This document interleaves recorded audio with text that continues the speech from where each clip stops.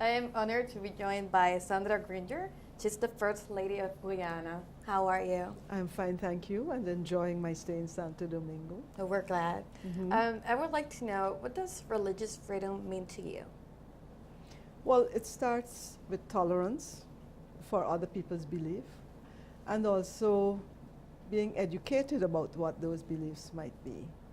So the two things go in tandem. If you're educated about another person's religious beliefs, you can learn to be tolerant about them, because most of the major religions in the world have the same tenets of fraternity, treating others like yourself, and so on. So I think there's a lot of commonality, but especially for the people in the Caribbean, which has a history of slavery and indentureship,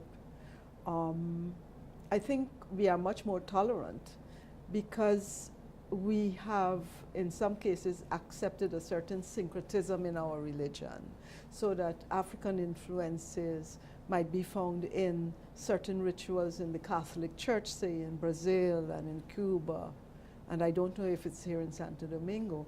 We have our indigenous people's beliefs also playing a role in how we view our world, and that helps us to lean towards sustainable development. So those are things that make up our culture and make the Caribbean a particularly, I think, tolerant place for religious freedom. And in that sense, what better do you see in having an academic place host and having this event? What part do I, an academic? Yeah, an academic place hosting this type of event, having these discussions. But you know, the thing is that if you say Catholica, it is Catholic means universal, and that's the origin of the name. Yeah. So why should it not take place in here? I don't think we have been bombarded with religion since we have been here, but since this is basically an academic discussion to a certain extent, and therefore there should be no threat from it being held here. Our hosts have been very amiable and friendly to us. So I don't have a difficulty with it. I don't know if anyone has. And we have had a speaker from the Islamic group. He spoke, and different Christian denominations speaking. So I don't have a difficulty. At the end of the day, it is a place. And it's the humans inside it who make it, who develop the ambience. And it has been welcoming to all and very friendly.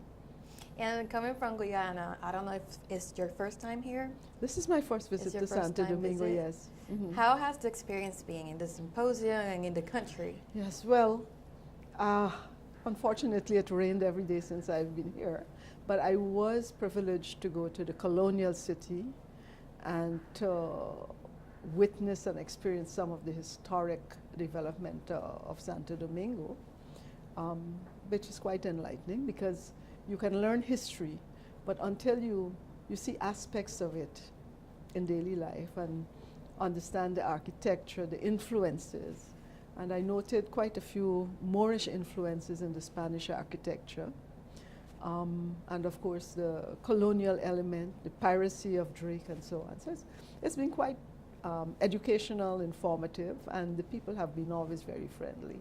And of course the food is terrific. Awesome. Well, we're glad to have a great experience here. Yes. We hope you have more days to come to be great as well.